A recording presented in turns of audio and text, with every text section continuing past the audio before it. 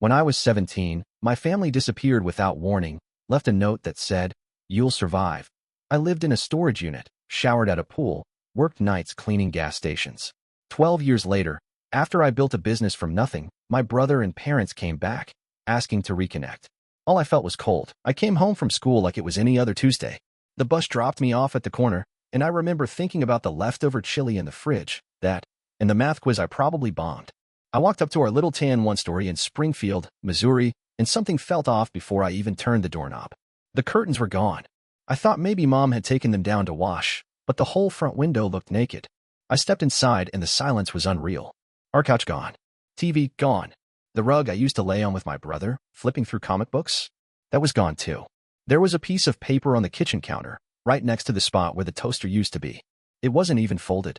Just sitting there, like it was waiting for me. "You'll survive." That's it. No name. No explanation. Just 3 words, written in my mom's tight, sharp handwriting. I stood there for a long time. I called my mom, disconnected. Dad, disconnected. Even my older brother, Damon, straight to voicemail. I called again and again until my phone died. I slept on the floor that night. No pillow. No blanket. Just my school hoodie and a carpet imprint on my cheek. It was the same the next night and the night after that. On the 4th day, the landlord came by. "You Julian?" he asked, flipping through papers on a clipboard. "Yeah," I said, even though my throat barely worked. "Lease was terminated last week," he said. "Place is supposed to be empty. Family moved out. Guess they forgot to mention you." That was it. He didn't ask if I was okay. He didn't even look me in the eye when I left. I bounced around for a while after that. Spent 2 nights on my friend Tyson's couch until his mom started giving me that tight-lipped smile every time she saw me in the morning. Slept in the backseat of a broken-down SUV behind a Jiffy Lube after that. One night, I followed a guy carrying bolt cutters into a row of storage units on the west side and found an unlocked one. It smelled like mildew and rat droppings, but it was dry and had a busted old recliner in the back. That became my home. I showered at the city pool. Told the lifeguard I was training for swim team. Most days, I skipped lunch altogether. Some nights, if I was lucky, I'd find a half-eaten bag of pretzels stuck in a vending machine chute. There was a girl who worked at the grocery store across the street. She used to give me dented cans from the back sometimes. "Corporate writes them off," she said with a wink. Her name was Marley. I still think about her sometimes. Nobody came looking for me. No police. No social workers. No distant relatives with a couch and a cup of soup. It was like I'd been erased. I was 17. No ID. No address. No family. But I was still breathing. Still waking up every morning in that cold metal box, staring at the spider webs in the corner and thinking, I'm still here. And somehow, that was enough to keep going. The gas station was one of those 24-hour places on the edge of town, with buzzing fluorescent lights and a back wall full of dusty motor oil bottles. I found it after a long night of walking, my legs burning and my stomach doing that hollow growl it had perfected. There was a handwritten sign taped to the door. "Help wanted. Nights only. Ask for Dave." I didn't have a resume. Hell, I didn't even have a real address. But I walked in anyway, tried to look a little older, a little tougher. The guy behind the counter had a belly that hung over his belt and a mustache that looked like it belonged in the 70s. That was Dave. "You any good with a mop?" he asked. "Yeah," I said. I wasn't. He stared at me for a second too long. "You want something?" "No." "You run from something?" I didn't say anything. Just held his gaze. He shrugged. "Fine. $8 an hour, cash only. You clean, stock, don't talk to customers unless they talk to you first. You screw up, you're gone." That was my interview.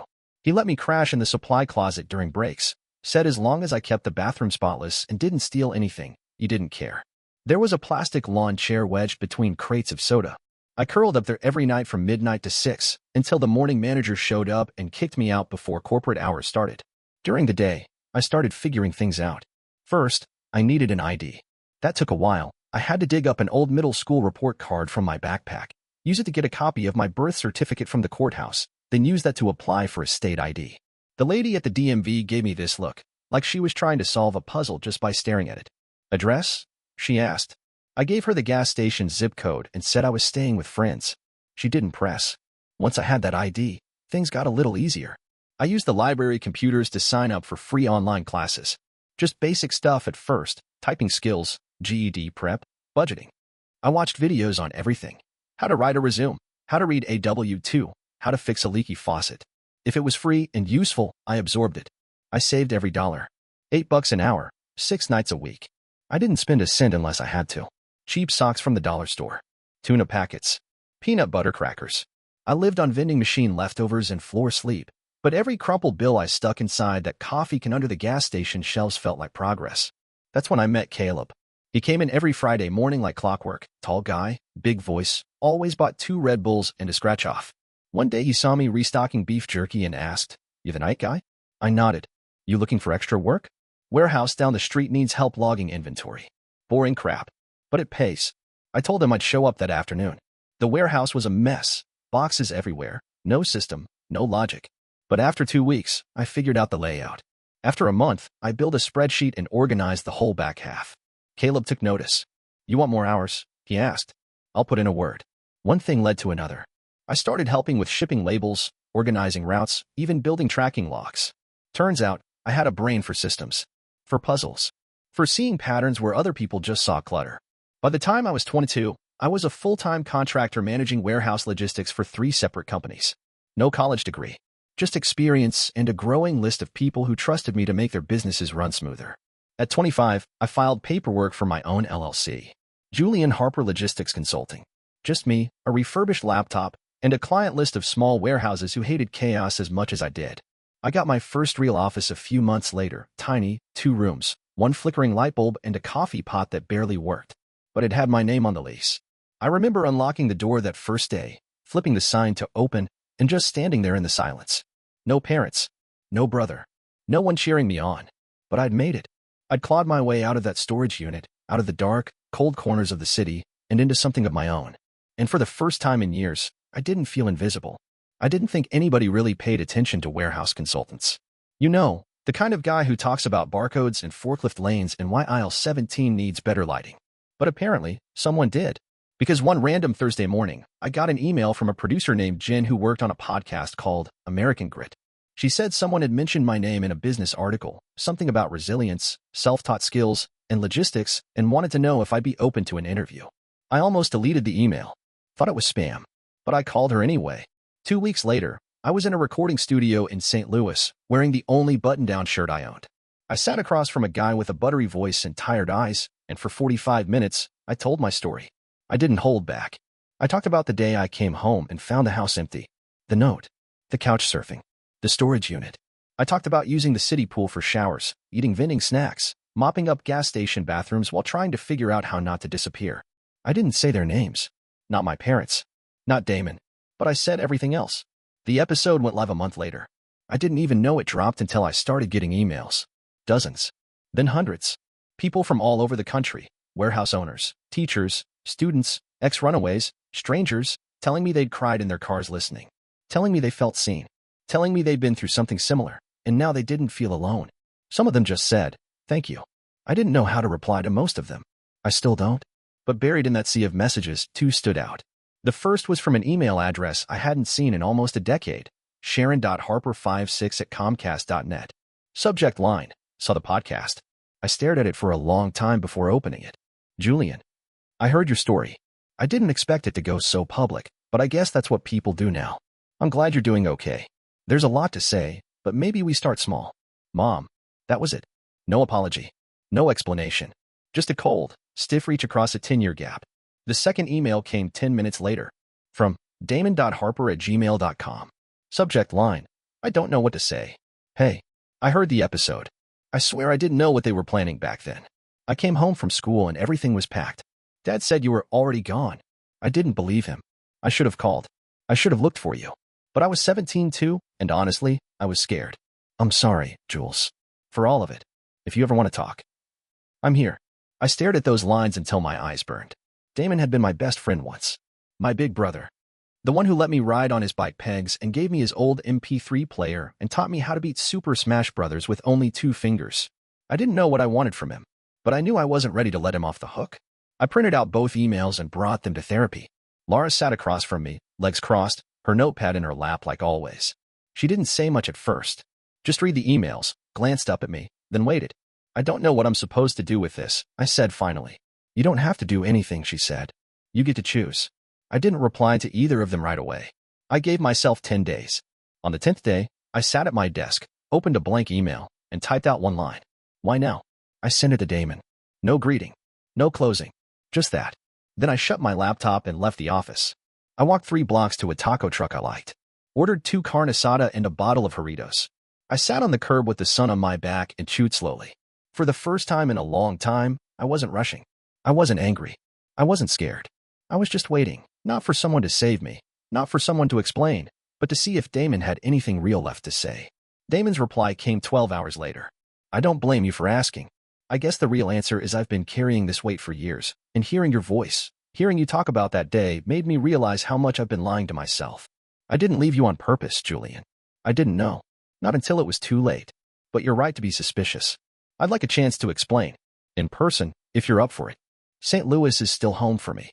Name the place. I'll show up. I didn't respond right away. I forwarded the email to Laura first, with the subject line, "Is this dumb?" She called me the next morning. "It's not dumb," she said. "But make sure you're not going there looking for something he can't give you." So I picked a cafe at the train station downtown. Neutral territory. Public, open, familiar. I used to go there on cold mornings back when I was just a kid with no place to be and a few quarters for drip coffee. We met the following Saturday. I wore jeans and a t-shirt. Nothing that said, "Look at me now." I wasn't here to perform. He walked in right on time, wearing a gray flannel and that same nervous smile he used to have when he got caught sneaking Pop-Tarts. "Hey," he said, walking up slowly. "Hey." We sat across from each other at a little corner table. His coffee steamed between us, untouched. "You look good," he said after a minute. I shrugged. "I get by." He stared into his cup. "I've been replaying that day for years. The day they left. I didn't say anything. I came home and everything was packed. Dad said you'd run off. Said you were acting out, skipping school. That he'd had enough." I snorted. "You believed him?" Damon looked up, shame all over his face.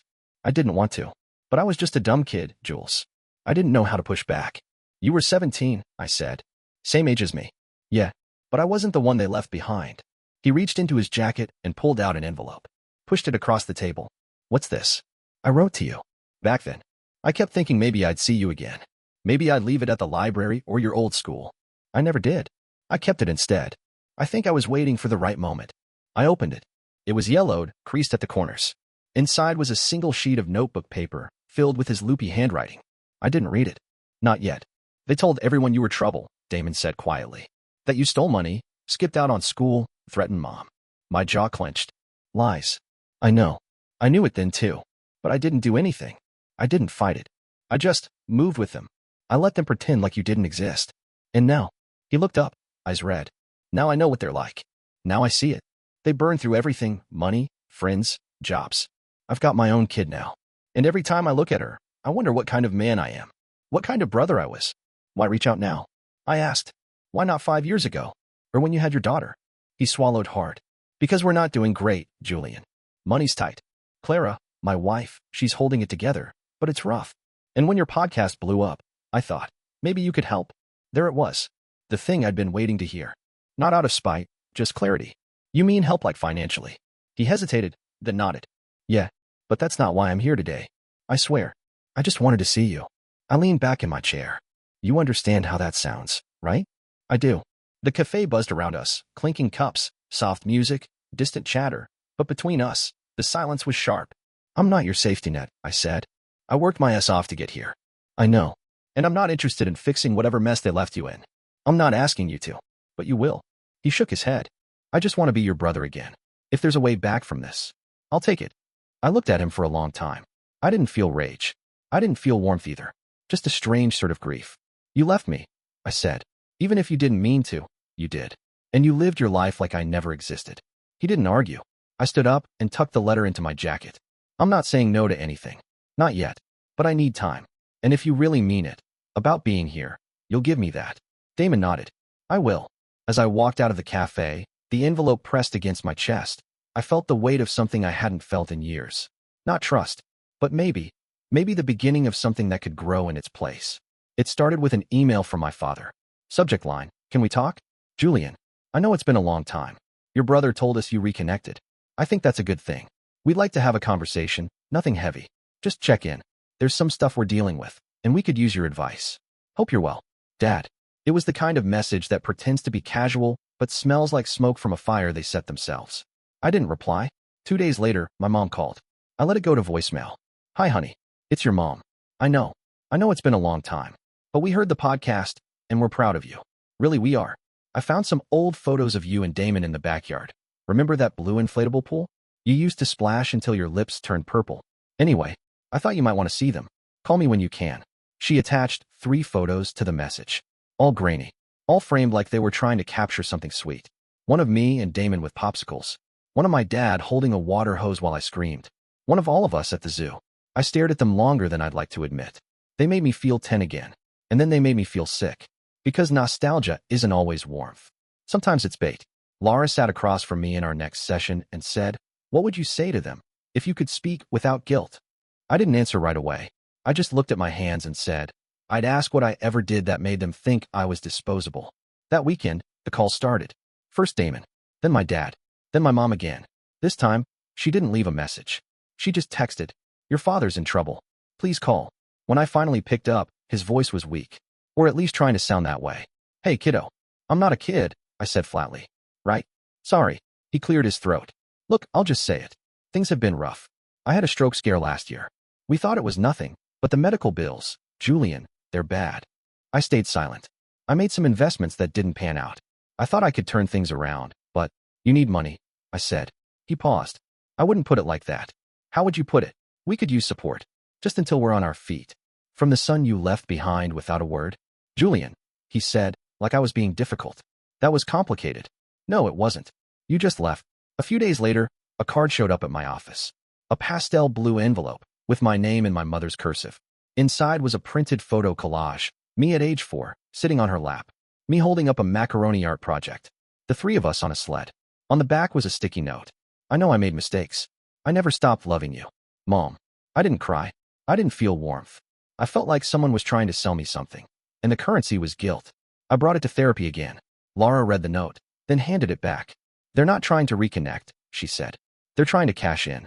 That night, I stayed up until 2 in the morning drafting a letter. Not to send, just to write it. But by the next day, I knew I needed something more concrete. Laura helped me structure it. She called it a boundaries letter. "Dear Mom and Dad, I'm aware you've been reaching out, and I want to be clear. I'm not ready to rebuild a relationship with either of you. I've done a lot of healing work to get where I am. That work does not include reopening old wounds for the sake of your convenience. I'm in contact with Damon. That's where I've drawn the line. I will not provide financial assistance. I will not meet in person. I will not answer future calls. This is not punishment. It's protection. If you continue to contact me or try to manipulate Damon to reach me on your behalf, I will cut all ties permanently. Respect my space. That's the only door you have left. Julian." I sent it by certified mail. A week later, Damon texted me. "They got it. They're pissed." Mom cried.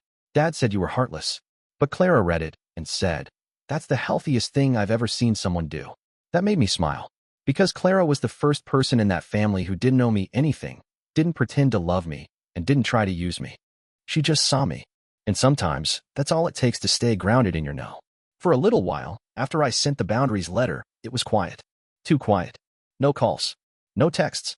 Just a strange, fragile stillness. Like the part in a storm when the wind stops and everything goes still, but you know it's not over. Then, about 2 weeks later, I started getting calls from blocked numbers. First once a day, then 2, sometimes 3. I never answered. I figured if it was important, they'd leave a message. They didn't. Instead, I got an envelope slid under my office door. No return address. Inside were photocopies of old report cards from grade school, drawings I barely remembered making. One of them was a crayon version of my family with "Best Dad" scribbled above a stick figure wearing a red hat. No note. No signature. Just a reminder, we know where you are. I kept it in a drawer for a day, then gave it to Laura, who handed it to my lawyer. We documented everything. Just in case. That same week, Clara showed up outside my building. I'd never seen her look so exhausted. Hair pulled back, dark circles under her eyes, a toddler on her hip. She didn't even say hello. She just looked up at me and whispered, "I didn't know." I buzzed her in without a word. We sat in the conference room of my office while her daughter, Mia, colored on the back of one of my spreadsheets with a dry erase marker. "They told me you abandoned them," Clara said, voice low. "That you were unstable. That you threatened your mom before you ran off. That you were addicted to something." I didn't say anything. I just watched Mia draw a lopsided giraffe with green spots. "They told Damon, too. Years ago. Said you couldn't be trusted. That you stole from your father's wallet and left in the middle of the night." I laughed. Just once, bitter and sharp. "They kicked me out without a word and left a note that said, 'You'll survive.'" Clara's face crumpled. "I believe you now," she said. "I see them for what they are. It just took me longer than it should have. She pulled a manila envelope from her bag. This is everything I found. Text from your dad. Emails between him and Damon. Screenshots from old group chats. They lied about you to everyone. Over and over. It's a campaign. My lawyer, Brooke, flipped through it the next day. This is gold, she said. If we need to go to court, this lays the foundation for emotional harassment and defamation. I didn't want court. I just wanted space. But space wasn't something my parents understood. That weekend, Damon called me, panicked. They showed up at our place, he said. Mom brought Dad. He stood on the lawn yelling about how I was raising Mia to be a welfare brat. I told them to leave, and they refused. Clara had to call the cops. I rubbed my temples. You should come stay here. We can't keep doing this, Julian, he said. They won't stop. They think we owe them something. The next day, I changed the code to my building's front entrance and gave Damon and Clara a key. They moved into my guest room that weekend. I didn't ask for anything. No rent. No explanation. I just cleared out the dresser, set up a toddler bed, and made space. A few nights later, I got an email. No subject line. No text. Just an image attachment. I opened it. It was a picture of my office, taken from the parking lot across the street. My car visible in the corner. My name still on the glass door. The message came from a burner email address. I couldn't trace it. 2 hours later, another came in. A picture of Damon's car, parked outside my building. Then a third, Mia, on the sidewalk, walking with Clara. From behind. Blurry but unmistakably her. I took them straight to Brooke, who filed a police report the next day. She connected me with a private security firm. Within 48 hours, cameras were installed at my building. A motion detector. Window alarms. The works. But it didn't stop the escalation. One night, I came home and found a rock on my doorstep. Taped to it was a note in my mother's handwriting. You were supposed to be our family. Families don't turn their backs. I called the police again. Nothing they could do. No witnesses, no fingerprints, no arrest. That was when I realized this wasn't just about control anymore. It was about punishment. They were mad that I said no. Furious that I set boundaries. Enraged that I stopped playing the role of the son who takes the abuse with a smile. They didn't want reconciliation. They wanted access. When that failed, they wanted consequences. Brooke filed for a restraining order on my behalf, and one for Clara and Damon. The court date was set 2 weeks out. But in the meantime, my building stopped feeling like mine. I bought blackout curtains. Checked the locks twice a night. Slept with a baseball bat by the bed, even though I'd never swung one in my life. And through it all, Clara helped Mia brush her teeth at my bathroom sink. Damon made dinner 3 nights a week. And we tried to live like something close to normal. You know what I hate the most? Damon asked one night, while we stood on my balcony watching the city lights blink like static. I shook my head. That they tried to take you from me. Twice. I looked over at him. You let them the first time. He nodded. I did. But you didn't this time. And in the silence that followed, I realized something. I wasn't alone anymore. They could stalk me. They could lie. They could leave rocks and take pictures and whisper poison behind my back. But this time, I wasn't that kid in a storage unit. I was a man. With a home. With a name. With people worth protecting. And I was ready for whatever came next. Clara sat on the edge of my couch, her hands clasped in her lap, eyes fixed on the baby monitor we had duct taped to the side table. She hadn't said much since we'd filed the paperwork. Damon stood by the window, arms folded, watching the street like he expected someone to crawl out of the bushes. They're not coming tonight, I said. Clara didn't look away from the monitor. You don't know that. She was right. I didn't. The last straw came 2 days earlier, when Damon found a small camera, one of those wildlife trail cams, wedged into a planter by my front gate. A motion sensor device. Brooke had warned us it was likely, harassment escalating to surveillance. But seeing it? That made it real. We sent everything to the police, and Brooke fast-tracked the restraining order filings. Clara's name was added, along with Mia's. She made a binder, no joke, a full binder, with every incident documented. Timestamps, screenshots, photos, all color-coded by type of contact. I'd been prepared to fight, but Clara was on a mission. That afternoon, she told me the whole story. About the time she found Damon's old messages, the ones our parents had sent years ago, spinning tales of my unstable behavior. How his dad convinced her I was violent, manipulative, someone who'd tried to steal from the family. I believed them, she admitted. Until I met you. She told me more, too. Stuff Damon didn't know, about my father screaming at her when she was pregnant, calling her a mistake, and accusing her of trapping Damon with the baby. About my mother showing up at their apartment with shopping bags full of baby clothes, not as gifts, but as leverage. She said if we wanted their help, we had to follow their rules. She had a list. Clara swallowed hard. I think I was afraid to say it out loud before. But they're dangerous, Julian. Not just manipulative. Not just narcissistic. They're dangerous. That was the moment everything shifted. Until then, I'd thought of myself as the target. The problem? The one who had to shield myself from them. But now? Now I realized it wasn't just about me anymore.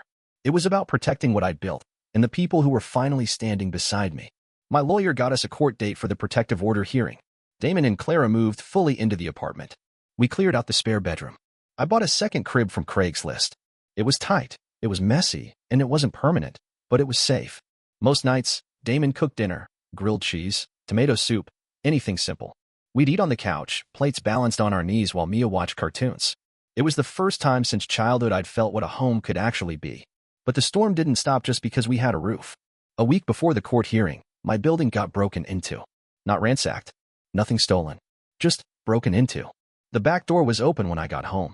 No signs of forced entry, but the lock had been picked. A chair was overturned. One of the cameras was gone. The spare key I kept under a brick behind the HVAC unit? Gone. We didn't call the cops. We didn't have to. They were sending a message. Brooke helped us escalate the filings from civil harassment to stalking and property violation. The evidence was stacking up, and even the police started taking it more seriously. That same night, I sat across from Damon in the kitchen while Clara put Mia to bed. He held a beer he wasn't drinking and said, "I don't know how you turned out like this. Like, solid. After everything." I shrugged. I broke down a bunch of times. "You just didn't see it. You could have hated me." "I did," I said. "For a long time." He nodded slowly. "I deserve that. But I don't anymore," I added. "You showed up. That counts." We didn't hug or get emotional. That wasn't us. We just sat there, in the glow of the kitchen light, trying to figure out what it meant to survive the same house and still turn into different people. The next morning, Brooke called. Security footage picked up a figure behind the dumpster at 2 a.m. Couldn't get a face, but they were holding something that looked like a crowbar. Probably testing the locks. I didn't flinch. I was too tired. "You still good to go to court?" she asked. I looked at Mia, asleep on the couch, a juice box still clutched in her hand.